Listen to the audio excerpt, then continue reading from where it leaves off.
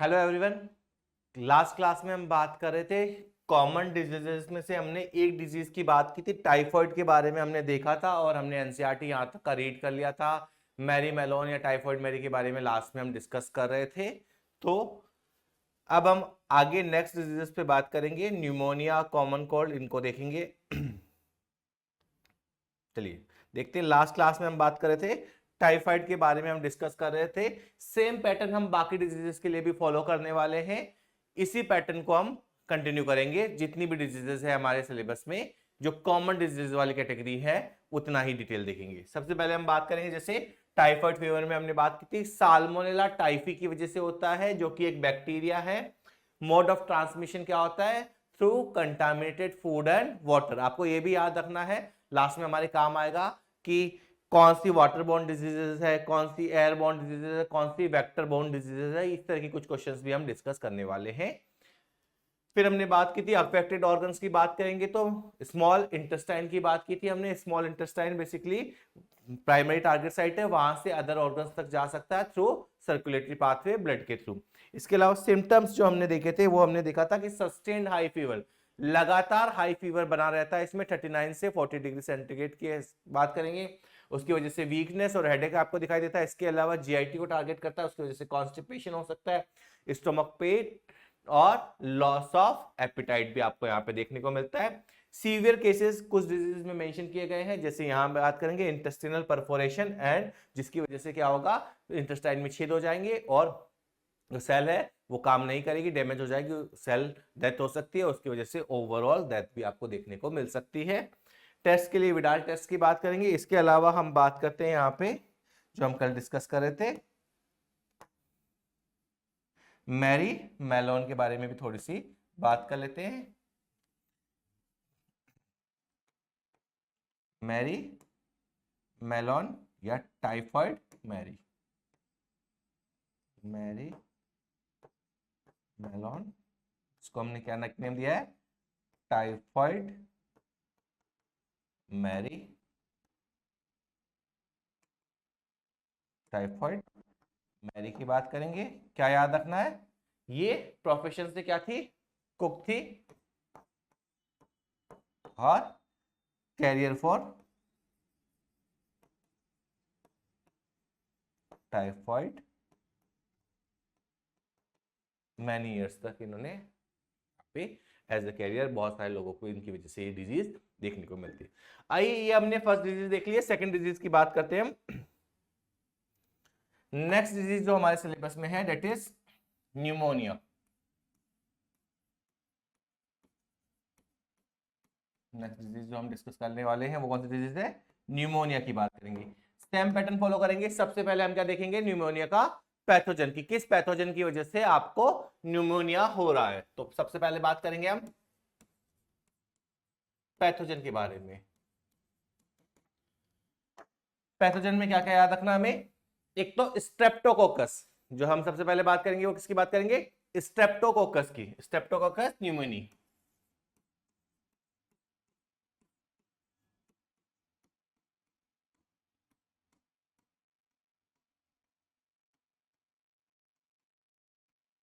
जो कि क्या है? बैक्टीरिया है। देखिए, अभी तक हम स्ट्रेप्टोकोकस के बारे में या स्टेफाइलोकोकस के बारे में, कोकस का हमें पता, मतलब पता है।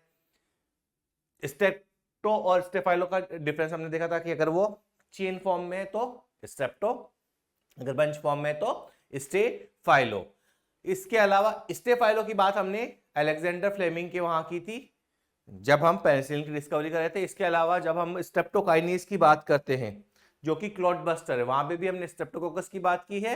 यहां पे भी हम किसकी बात कर रहे हैं? स्ट्रेप्टोकोकस की बात कर रहे हैं। तो स्ट्रेप्टोकोकस क्या है? एक बैक्टीरिया है।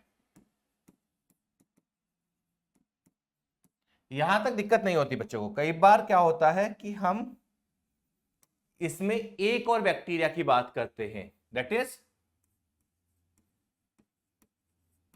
हीमोफिलस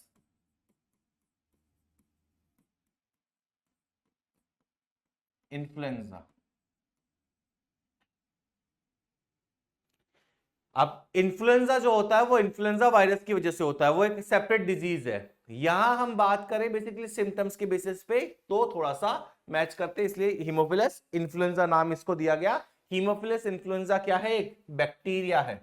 हीमोफिलस इन्फ्लुएंजा क्या है आपका? एक बैक्टीरिया है, ना कि वायरस है। इन्फ्लुएंजा वायरस अलग होता है, हीमोफिलस इन्फ्लुएंजा अलग होता है। कई बार हमें स्ट्रेप्टोकोकस तो याद रहता है, पर दूसरा हमें क्या याद रखना है?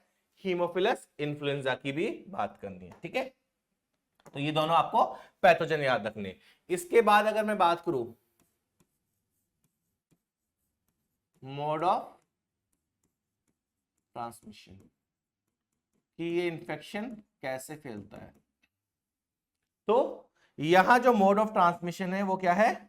ड्रॉपलेट्स के फॉर्म में या एरोसोल्स की फॉर्म में। बेसिकली छोटे छोटे ड्रॉपलेट्स है, उनके थ्रू ये ट्रांसफर होता है through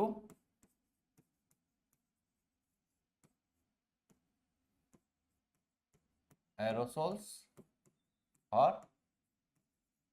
droplets released by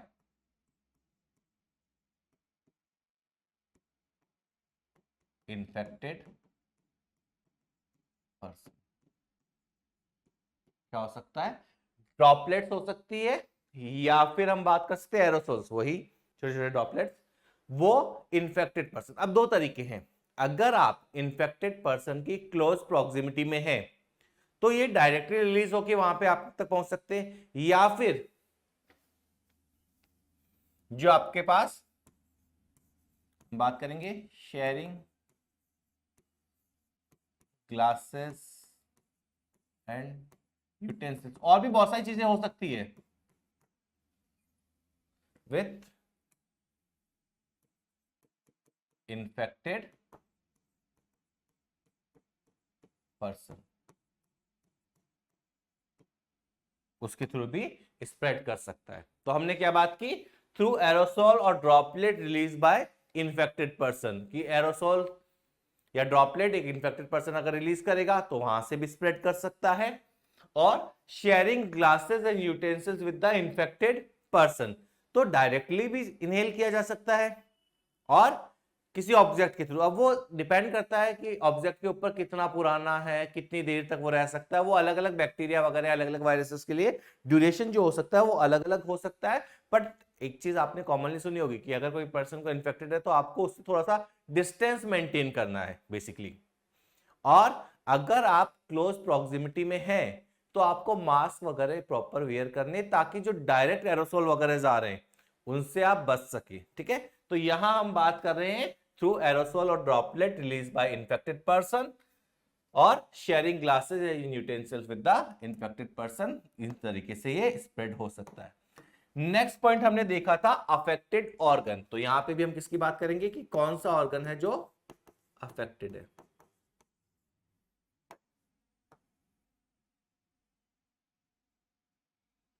affected organs की मैं बात कर रहा हूं। अब देखिए, मैं न्यूमोनिया की बात करता हूं तो यहां मैं बात करूंगा alveoli of the lungs. Alveoli NCERT में लिखा है एयर फिल्ड सैक्स, जो छोटे छोटे पाउचेस है आपके लंग्स में, वहां पे alveoli of the lungs. Alveoli है एक जनरल टर्म है, और भी ऑर्गन्स के लिए जैसे मेमोरी ग्लैंड्स भी हम यूज करते हैं, तो वहां पे यहां पे हम किसकी बात कर रहे हैं? लंग्स की बात कर रहे हैं, एल्वोलाई ऑफ द लंग्स की बात कर रहे हैं। क्लियर?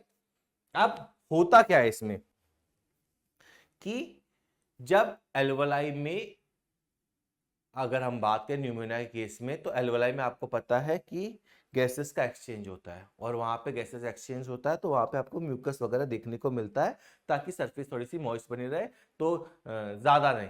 बट अगर सपोज कीजिए वो सिक्रेशन, म्यूकस क्या होता है बेसिकली वाटरी फ्लूइड है, अगर उस फ्लूइड का सिक्रेशन बढ़ जाता है तो बेसिकली रेस्पिरेटरी जो सरफेस एरिया है वो क्या हो जाएगा? कम हो जाएगा, और उस केस में आपको ब्रीदिंग में डिफिकल्टी होगी, ठीक है। तो अगर हम नेक्स्ट पॉइंट में किसकी बात करते हैं? सिम्टम्स की बात करते हैं। नेक्स्ट पॉइंट में हम क्या डिस्कस करते हैं? सिम्टम्स। तो सिम्टम्स जब डिस्कस करेंगे तो हम देखेंगे पहली चीज तो डिफिकल्टी इन ब्रीदिंग, कि आपको न्यूमोनिया के केस में क्या देखने को मिलेगा, डिफिकल्टी देखने को मिलेगी ब्रीदिंग में। न्यूमोनिया जनरली छोटे बच्चों में अगर हम बात करें इन लाइफ के इनिशियली कुछ मंथ में, तो वहां तो बहुत कॉमनली आपको देखने को मिलता है। तो यहां पे हम बात करेंगे फर्स्ट सिम्टम जो हम डिस्कस करेंगे, डिफिकल्टी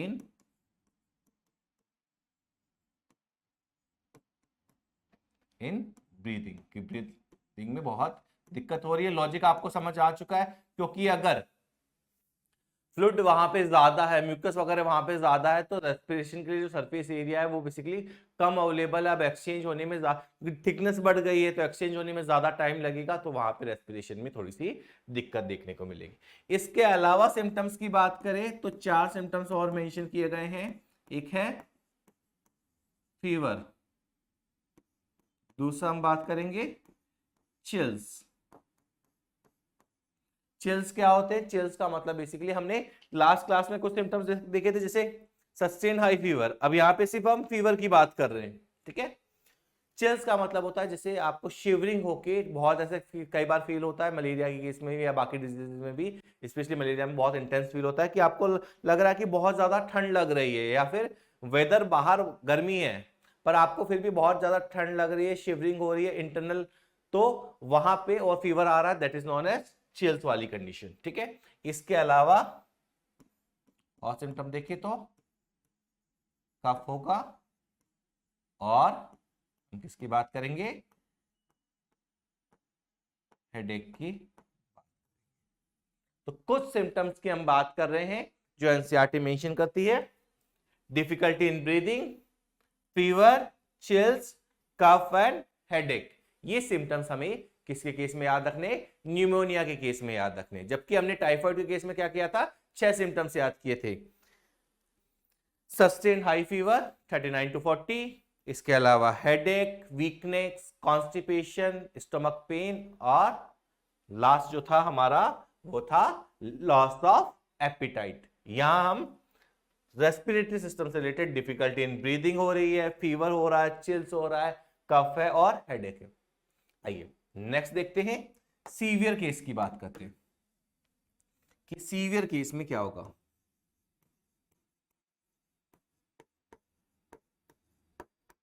जहां सीवियर केस दिया गया है वहां आपको ध्यान रखना है, स्टेटमेंट में कई बार वो लिख के दे देते हैं कि ऑल केसेस में ऐसा होता है। ऑल केसेस में नहीं होगा, कुछ ही केसेस में आपको जो बहुत ज्यादा पैथोजन का नंबर बढ़ गया है, इंपैक्ट बहुत ज्यादा आ रहा है, उसकी इसकी बात करें तो यहां पे क्या होता है कि अब रेस्पिरेशन ढंग से नहीं हो रहा, सरफेस एरिया ज्यादा नहीं है अफेक्टेड है, तो रेस्पिरेशन ढंग से नहीं हो रहा, तो जो आपके टर्मिनल पार्ट्स है वहां पे सफिशिएंट ऑक्सीजन नहीं पहुंच पा रही है, तो आपको जैसे लिप्स हो गए या फिर फिंगर के नेल्स हो गए, फिंगर टिप्स हो गए, तो ये क्या होते हैं, आपको ब्लू कलर के देखने को मिलेंगे, क्योंकि सफिशिएंट ऑक्सीजन नहीं है, कार्बन डाइऑक्साइड का अमाउंट यहाँ पे ज्यादा हो रहा है, तो उस कंडीशन में आपको यहाँ पे ब्लूइश कलर या फिर ग्रेइश कलर आपको यहाँ पे देखने को मिल सकता है। तो सीवियर केसेस में क्या हो सकता है,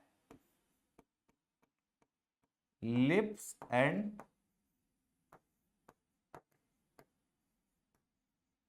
fingernails टर्न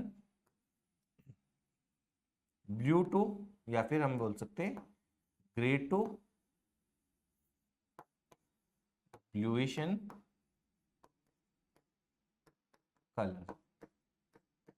का कलर क्या हो जाता है, ग्रे टू ब्लूइश की तरफ चला जाता है। क्यों चला जाता है समझ में आया, क्योंकि ऑक्सीजन अवेलेबल नहीं है, ढंग से रेस्पिरेशन हो नहीं रहा, रेस्पिरेशन या ब्रीदिंग बेसिकली ढंग से ब्रीदिंग नहीं हो रही है, सफिशिएंट ऑक्सीजन अवेलेबल नहीं है, तो वो आपको प्रॉब्लम दिखाई देगी। चलिए ये हमने बात की किसकी, न्यूमोनिया की, जो हमारी सेकंड डिजीज है। ये आपको साथ साथ याद करते रहना है। मैं एक बार एनसीईआरटी यहां से रीड कर लेता हूं। हमने लास्ट क्लास में टाइफाइड तक रीड कर लिया था, हम कुछ डिजीज डिस्कस करेंगे आज। मेनली हम न्यूमोनिया के बारे में कल वैसे बात कर चुके, बट फिर भी एक बार हम और डिस्कस कर लेते हैं। जैसे बैक्टीरिया लाइक, अब मैंने कल आपको सिर्फ रीड करवाया था, अब देखिए बैक्टीरिया कौन सा होगा, स्ट्रेप्टोकोकस, बैक्टीरिया कौन सा लिया हमने? Streptococcus pneumoniae. और दूसरा बैक्टीरिया कौन सा है हमारे पास? Haemophilus influenzae. दूसरा बैक्टीरिया कौन सा है? Haemophilus influenzae. इसको थोड़ा सा ध्यान रखना, कई बार बच्चे क्या होते हैं इसको इन्फ्लुएंजा वायरस से ले लेते हैं। निमोनिया के लिए कुछ एडिशनल इंफॉर्मेशन, जैसे इसको एक तो हीमोफिलस इन्फ्लुएंजा को इन्फ्लुएंजा वायरस के साथ मिक्सअप नहीं करना है। दूसरा, आपको वायरल निमोनिया भी होता है बट वो सिलेबस में नहीं है, मैं उसके बारे में कहीं डिस्कशन में नहीं बात करने वाला। सिम्टम्स आपको कुछ वायरल इन्फेक्शन की वजह से देखने को मिलते हैं, that is known as viral pneumonia, पर हम उस पर बात नहीं करेंगे। हम किसकी बात करें? बैक्टीरियल निमोनिया की ही बात करेंगे, हमारे सिलेबस में वही है। तो bacteria like Streptococcus pneumoniae and Haemophilus influenzae, दो की बात करेंगे, are responsible for the disease. Disease का नाम क्या है? Pneumonia in human which infect the affected organ alveoli, air filled sac of lungs. तो इसमें क्या अफेक्ट होता है? लंग्स अफेक्ट होते हैं। As the result of infection the alveoli get filled with fluid. Fluid का मतलब बेसिकली वही म्यूकस वाला जैसा फ्लूइड होता है, वो फिल हो जाता है, leading to severe problem in respiration, difficulty in breathing की हमने बात की है, सिम्टम्स लिखा है। इसके अलावा देखेंगे the symptoms of pneumonia include, क्या क्या सिम्टम्स होते हैं? फीवर, चिल्स, चिल्स का मतलब आपको समझा दिया मैंने, कफ ये तो पता ही है, और हेडेक ये आपको पता ही है। इन सीवियर केसेस क्या देखने को मिलेगा? Lips and finger nails may turn grey to bluish in colour. इसके अलावा जो एडिशनल डिजीजेस दे रखी है, जब हमारा डिजीज वाला सेगमेंट हो जाएगा तो थोड़ी सी बात मैं उस पर करूंगा, एक दो स्लाइड्स में हम इसको डिस्कस करेंगे कि पैथोजन कौन सा है, कैसे ट्रांसमिट हो रहा। बहुत डिटेल पे हम इन डिजीजेस पे नहीं जाएंगे, बट हाँ जो बुक में मेंशन है, जैसे यहाँ पे 3 डिजीजेस मेंशन कर रखी है। अच्छा, पहले मोड ऑफ ट्रांसमिशन भी देख लेते। If healthy person acquire the infection by inhaling the droplets or aerosol released by an infected person or even by sharing glasses and utensils with an infected person। 3 disease और कौन कौन सी दे रखी जिसपे slide discussion करेंगे, बहुत detail discussion नहीं करेंगे। That is dysentery, plague, diphtheria, whooping cough जो आपको वहां पे दिया गया है वो भी डिस्कस करने वाले हैं हम, और कुछ डिजीजेस जो हमने शुरू में देखी थी उनको डिस्कस करने वाले, ठीक है। पर डाइजेंट्री के बारे में मैं ऑलरेडी कल बात कर चुका हूं। डाइजेंट्री की अगर हम बात करें बच्चा, तो सिर्फ डाइजेंट्री बोले तो बैक्टीरियल डिजीज मान के चलेंगे।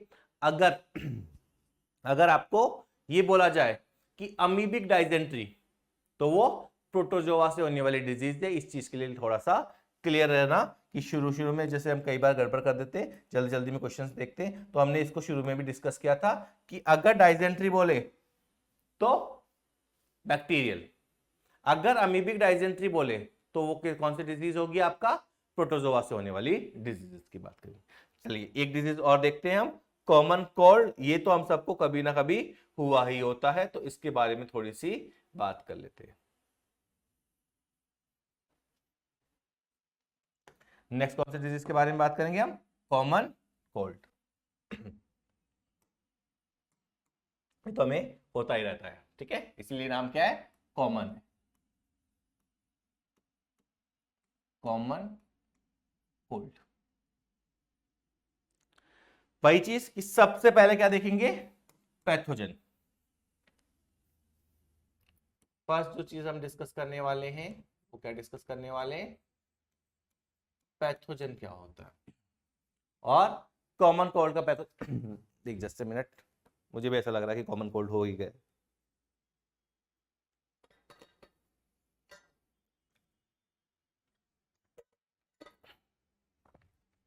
चलिए पैथोजन की बात करेंगे तो यहां पे किसकी बात करेंगे?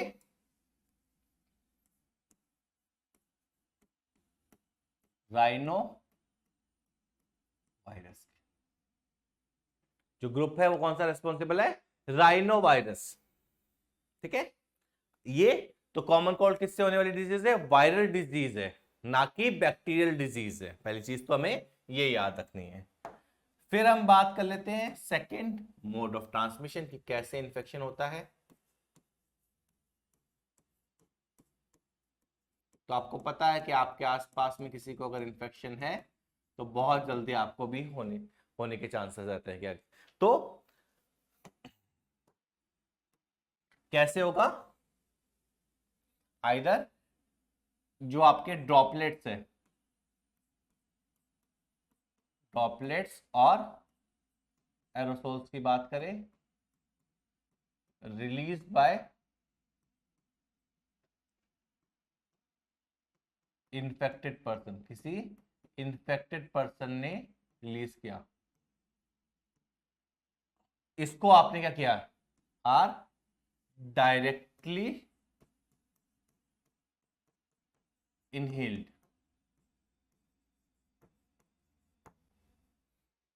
क्या आपके आसपास कोई इन्फेक्टेड पर्सन था, उसने कैसे कफिंग या बाय, अगर हम मेंशन करें कैसे कैसे रिलीज हो सकता है तो वो भी लिख देते हैं, बाय कफिंग और स्नीजिंग, उसने छींका या फिर कफ किया, आर डायरेक्टली इनहेल, और उसके आसपास कोई था उसने डायरेक्टली इनहेल कर लिया। इसीलिए हम बोलते हैं ना कि कफ करते टाइम, या फिर आपको कोविड के टाइम स्पेशली सिखाया होगा कि कफ करते टाइम आपको इस तरीके से कवर करना होता है, स्नीज करते टाइम कवर करना होता है, ताकि क्योंकि नेकेड आई से ये चीजें विजिबल नहीं है, आपको ड्रॉपलेट्स वगैरह का इतना आइडिया नहीं लगता। पर अगर आप सोशल एक काम कीजिएगा यूट्यूब वगैरह पे या फिर वहां पे जाके आप देखिएगा तो आपको एक बार पता चलेगा कि एक पर्सन जब स्नीज करता है या कफ करता है तो कितने सारे एयर ड्रॉपलेट्स रिलीज होते हैं। बेसिकली ड्रॉपलेट्स से जो हम एरोसोल्स की बात करें वो रिलीज होते हैं, और अगर वो इन्फेक्टेड है तो लार्ज अमाउंट में आपको बैक्टीरिया हो सकता है पीछे वाले केसेस में, या फिर वायरस हो सकता है, वो रिलीज होता है। और वो आसपास अगर कोई क्लोज प्रॉक्सिमिटी में है तो वो डायरेक्टली उस एयर को इनहेल करेगा और डायरेक्टली वो उसके अंदर एंटर कर जाएंगे। नहीं तो ऑप्शन क्या है कि वो किसी न किसी ऑब्जेक्ट पे जाके लैंड करेगा, और वो ऑब्जेक्ट अगर आपने यूज किया है तो वहां से भी इंफेक्शन होने के चांसेस आपको दिखाई देंगे। तो droplet aerosol release by infected person by coughing और स्नीजिंग आर डायरेक्टली इनहेल और थ्रू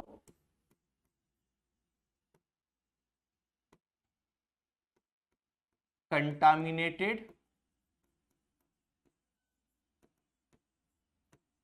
ऑब्जेक्ट्स लाइक कोई पेन हो गया जो आपने अपने फ्रेंड से मांगा, उसको ऑलरेडी था, तो कहीं ना कहीं ड्रॉपलेट्स उस पे होंगे।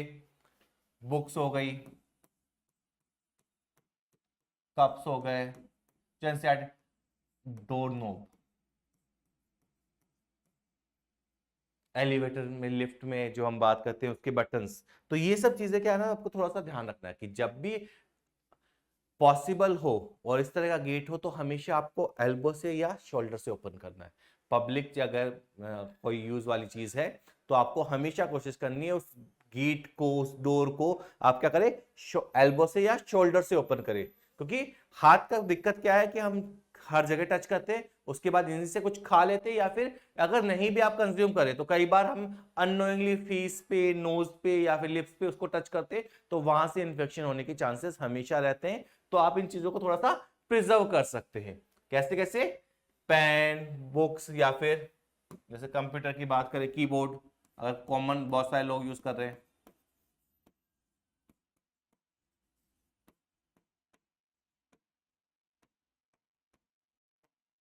माउस, ईटीसी, बहुत सारी चीजें आप जो कॉमनली, मतलब वो सारी चीजें जो आप किसी इन्फेक्टेड पर्सन के साथ शेयर कर रहे हैं फ्रीक्वेंटली, वहां से इन्फेक्शन होने के चांसेस आपको थोड़े से ज्यादा होते हैं। तो अवॉइड करने के लिए क्या किया जा सकता है? अगर किसी को इन्फेक्शन है तो मास्क पहनना चाहिए, और आपके पास वाले का अगर किसी को इन्फेक्शन, आप थोड़ा सा उससे डिस्टेंस मेंटेन कर सकते हैं। एटलीस्ट डायरेक्टली एरोसोल तो आपकी बॉडी में एंटर नहीं करेंगे। क्लियर? अब नेक्स्ट हम बात करेंगे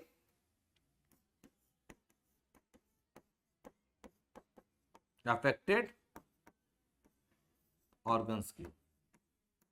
अब देखिए तरीका न्यूमोनिया और कॉमन कोल्ड का सेम है कि जो मोड ऑफ ट्रांसमिशन है वहां चेंजेस नहीं है, बट चेंजेस आपको कहां देखने को मिलते हैं? अफेक्टेड ऑर्गन में यहां पे nose and respiratory passage. Respiratory passage का मतलब है जहां से एयर अंदर जा रही है लंग्स तक, तो नोज एंड रेस्पिरेटरी पैसेज की बात करते हैं। बट एनसीईआरटी मेंशन भी करती है not the lungs, lungs affected नहीं होते हैं।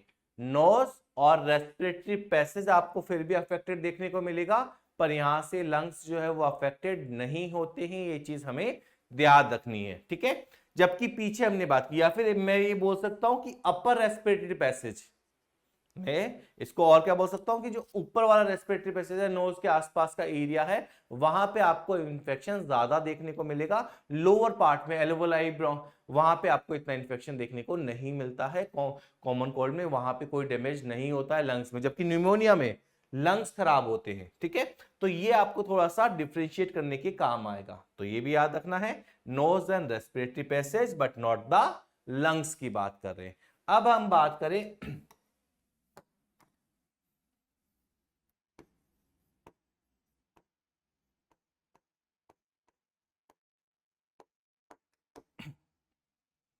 सिम्टम्स को, हम डिस्कस करने वाले हैं कि कौन कौन से सिम्टम्स आपको यहां पे दिखाई दे रहे हैं।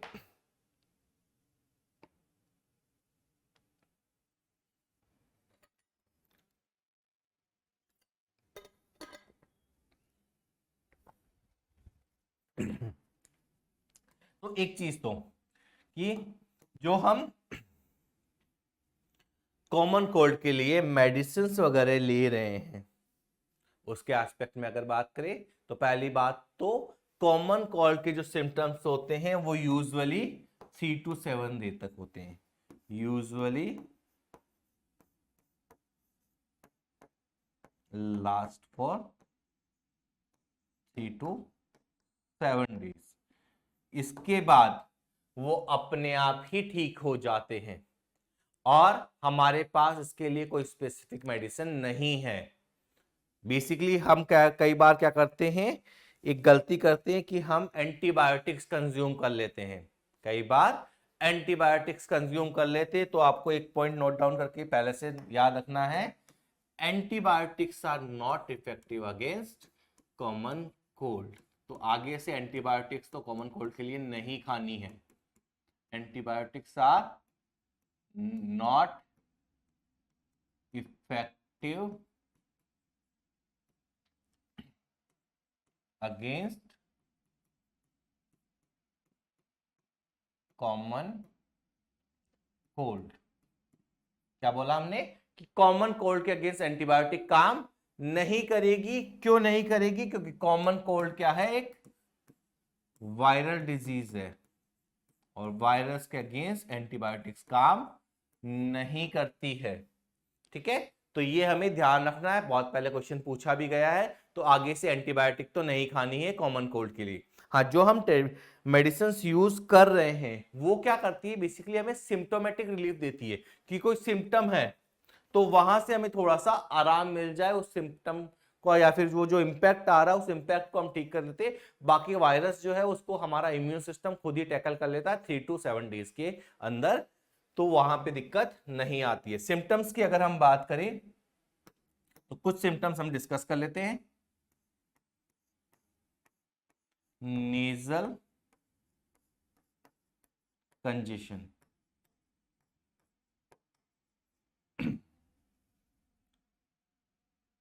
एंड डिस्चार्ज,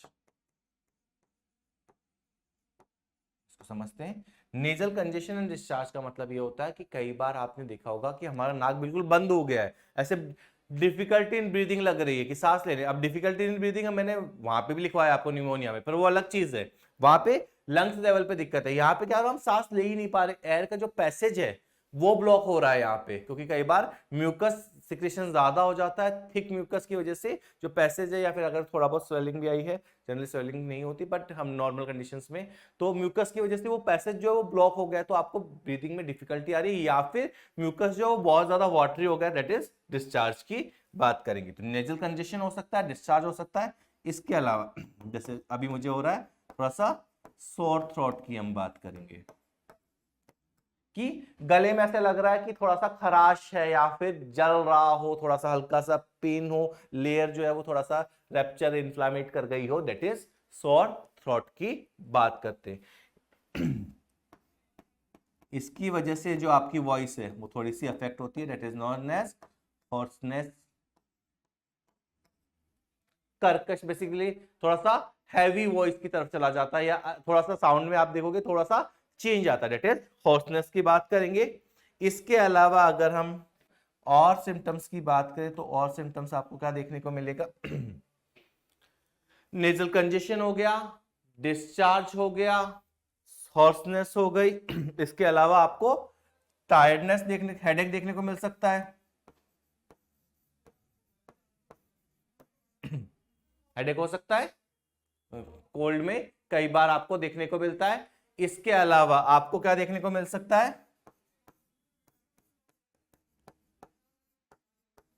टायर्डनेस देखने को मिल सकती है।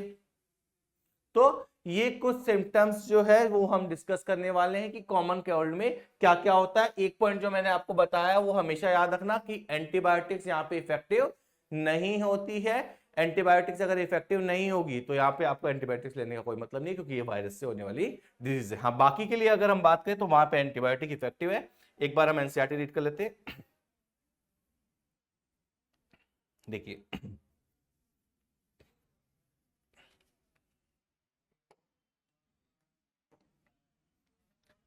many viruses also cause diseases in human being। जैसे कि एग्जांपल दिया गया है यहाँ पे राइनो वायरसेस। ग्रुप कौन सा है? राइनो वायरसेस की बात करेंगे।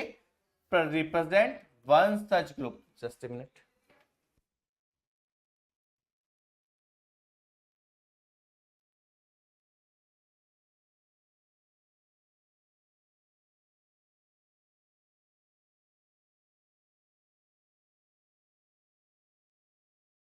ओके, तो हम बात कर रहे थे many viruses also cause diseases in human being. जैसे एक एग्जांपल बात की है राइनो वायरस की हम बात कर रहे हैं। Represent one such group of viruses which cause one of the most infectious human element, that is common cold. ये एक कॉमन डिजीज कर रहा है, हम में से सबको कभी ना कभी हुई है। अभी भी आप देखोगे तो कुछ लोगों को, जैसे मुझे भी हल्का सा फील हो रहा है, तो कभी ना कभी ये रहता ही है बेसिकली आजकल। They infect the rose and nose को इन्फेक्ट करेगा, और रेस्पिरेटरी पैसेज जहां से आपकी एयर अंदर जा रही है, पर एक्सचेंज वाले पार्ट को ये अफेक्ट नहीं करता है। ये चीज याद रखना। एक्सचेंज वाला पार्ट, कंडक्शन पार्ट, ये आपको वहां से लिंक करके भी पूछा जा सकता है जो आप breathing and exchange of gases में पढ़ते हैं, तो थोड़ा सा ध्यान रखना। यहाँ पे एक्सचेंज पार्ट में दिक्कत नहीं है, यहाँ पे कंडक्टिंग पार्ट में दिक्कत है। Respiratory passage but not the lungs. Lungs पे इंपैक्ट आपको दिखाई नहीं देता है। The common cold is characterised by nasal congestion, ये हमने बात की। डिस्चार्ज, फिर सोर थ्रोट का मतलब क्लियर है। हॉर्सनेस, ये हमने डिस्कस कर लिया। कफ, अच्छा शायद हमने सिम्टम्स में कफ नहीं लिखा है, तो कफ भी मेंशन कर लेना। कफ हम लोग बात करते करते बीच में रुक गए, तो हम सिम्टम्स की जो बात कर रहे थे, दैट इज एक और सिम्टम क्या है, कफ भी मेंशन कर लेना। कफ हमने पीछे न्यूमोनिया में भी मेंशन किया था, हेडेक भी मेंशन किया था। वहां पे चिल्स और फीवर की अलग से बात करते हैं, जबकि यहाँ पे फीवर मेंशन नहीं है, तो हमें उसको कंसिडर, वैसे आपको देखा होगा कई बार कॉमन कोल्ड में हल्का सा टेम्परेचर एलिवेट कर जाता है, बट एनसीईआरटी मेंशन नहीं कर रही है, तो हम उसकी बात नहीं कर रहे। ठीक है,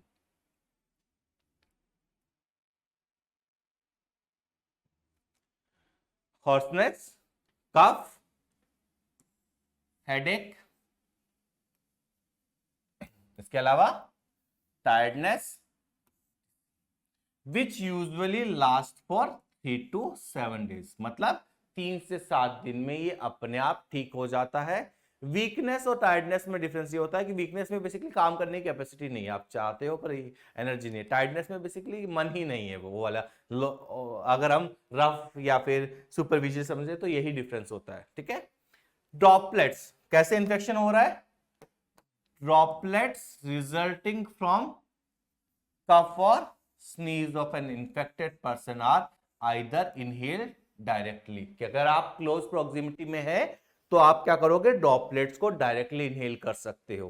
दूसरा अगर हम बात करें, और transmitted through contaminated object, contaminated object के थ्रू भी ट्रांसमिट हो सकता है, जैसे pen, books, cup, doorknob, computer keyboard, और इसके अलावा भी बहुत सारी चीजें और हैं जिनके थ्रू ट्रांसमिट हो सकता है। पर हमें क्या याद रखना है कि बेसिकली वो पार्ट जो कॉमन यूज में आ रहा है, आप वहां पे थोड़ा सा ध्यान रखिए।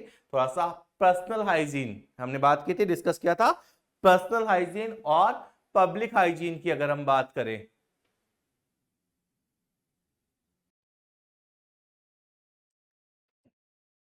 तो आज हमने क्या देखा? दो डिजीजेस के बारे में हमने और डिस्कस किया था। एक हमने न्यूमोनिया को डिस्कस किया है और दूसरा हमने कॉमन कोल्ड को डिस्कस किया है। दो डिजीजेस के बारे में हमने बात की है, न्यूमोनिया और कॉमन कोल्ड। तो हमें क्या करना है? कंपैरेटिवली याद रखना है। याद करना थोड़ा सा हमारे लिए इजी हो जाएगा।